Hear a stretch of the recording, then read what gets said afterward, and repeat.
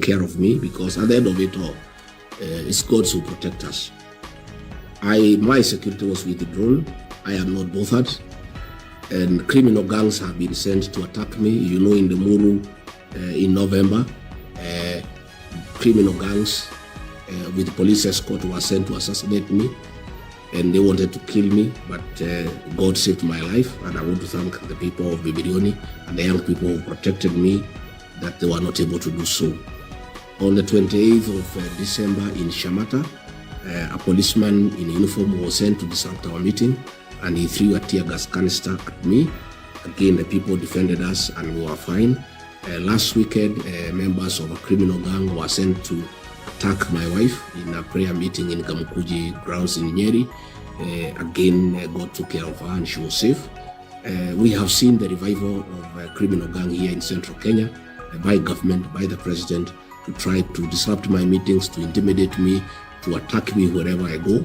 But the young people in this region and other places in the country have taken care of my security, and they do take care of me.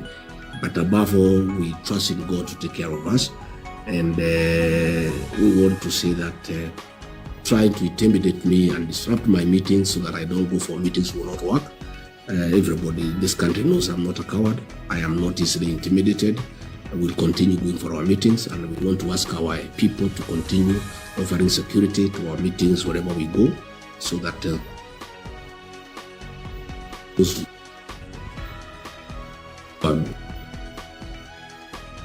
sent to attack us.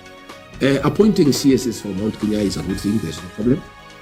But if the intention is to win the Mount Kenya back, it's an exercise in futility. I did tell President William Ruto along the way that the people of Mount Kenya hate deception and betrayal. And I told him that the people of Mount Kenya hate betrayal, and he himself is a beneficiary of the people's distaste for betrayal. When the people of Mount Kenya perceived like he was betrayed by President Uhuru Kenyatta, they decided to support him, to show their distaste for betrayal. And I did tell him many times that if he betrays the people of the Mount Kenya region, they'll never forgive him. And I told him betrayal in Mount Kenya region is unacceptable, is unforgivable, is an abomination, it is a taboo. And once it has occurred, there is no remedy. Even if he appoints the whole cabinet from Mount Kenya, nothing will change. Even if he was able to revive Dedan Kimathi, Mwai Kibaki, Jomo Kenyatta, and appoint them to his cabinet, nothing will change in the Mount Kenya region. Even if he was to revive Gikuyu and Mumbi and the 9 daughters, make Gikuyu his deputy president, make Mumbi his prime cabinet secretary, make the 9 daughters, Washera, Waithera, Wanjiru, Wambui, and all as cabinet secretaries, nothing would change. The mountain is gone and gone forever, because the mountain hates betrayal and hates deception. Those are two things that the people of the mountain hate. So no amount of appointing anybody in this region will change anything. The people are through with President William Ruto because he betrayed the region and he deceived the region. And there is no remedy. That is a matter, that is a closed chapter. And I start to be corrected, and in the fullness of time, he'll come to know. And that is why you find he's getting very irritated that when he sends condolence messages in a funeral, people refuse to listen to them because they are through with him. And you know, in our community, a funeral is a very solemn moment. In many times, even those who are perceived to have killed the person who is being buried, if you attend that funeral, people still allow you to say something, and they never ask you. So if you find people of this region have refused to accept your condolence messages, they are through with you forever. And it is unnecessary to harass Justin Bieber and Moody.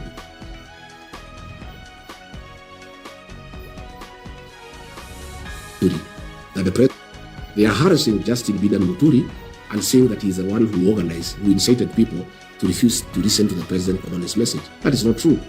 And Bieber and Muturi was really abused by the president. He wrote him very offensive messages at night, accusing him of having incited people to refuse to listen to his condolence message. That is very, very unfair to Justin Bieber and Muturi. It is the people of Mount Kenya region who refused. And they will continue refusing because the president betrayed them and deceived them. And as I have said, once you do those two things, there is no remedy. it is over.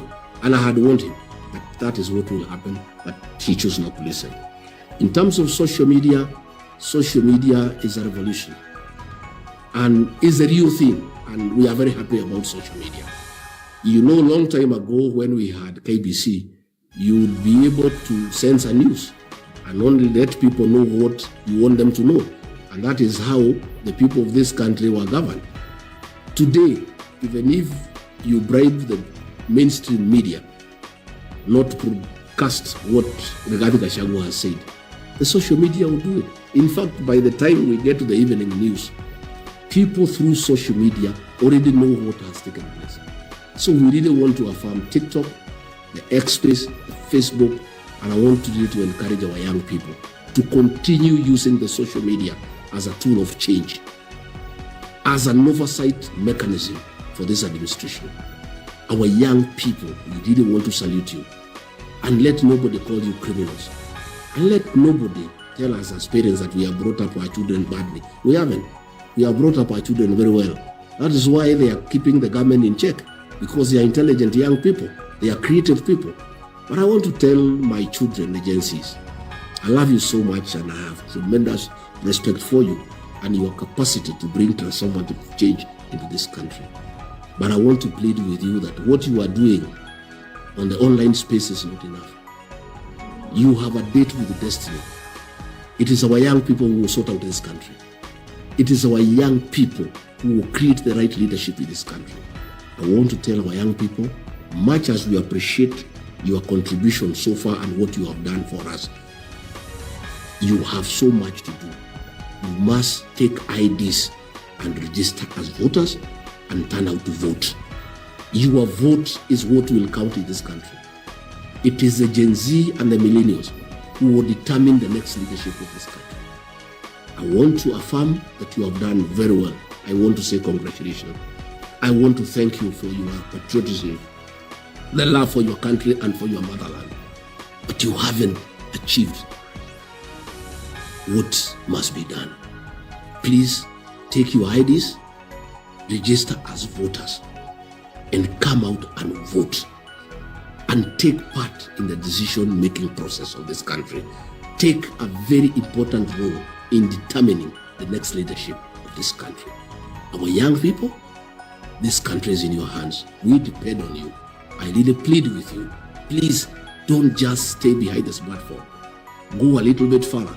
Register as a Kenyan, have an ID, and register as a voter. And when the D-Day comes, by 3 a.m., be on the queue and vote. And guide your parents on how to vote. You are more knowledgeable than we are. You have better perspective of what is happening in the world. You know much more than we do. You have more exposure.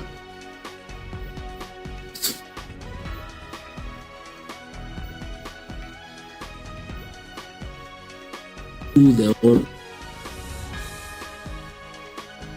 So much.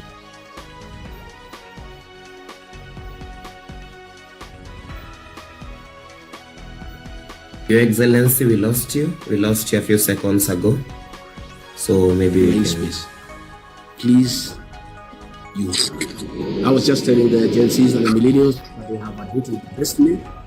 They cannot just work on the smartphone. They have done so far well on creating awareness, but they need to do a little bit more. They must register. They must have an ID. They must register as voters. They must come out to vote. They are the ones who will determine the next leadership of this country.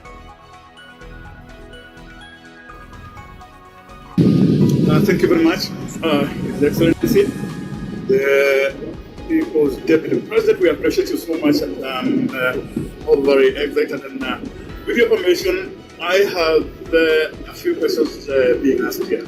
It's like our people feel the work you have done today is wonderful, is great engagement, and people are so excited with today's engagement. One question that is coming around is, are we likely to be able to host you in the next few days? Because it's like, with your permission, we may not want to diversify from the language that we're speaking today, and probably the next sitting we could be able to address. I have seen, including my own mother here, amekuwa akiuliza hiyo yake remind, so I would be with your permission if we'll be around. I think I agree with you. Let us. I think I agree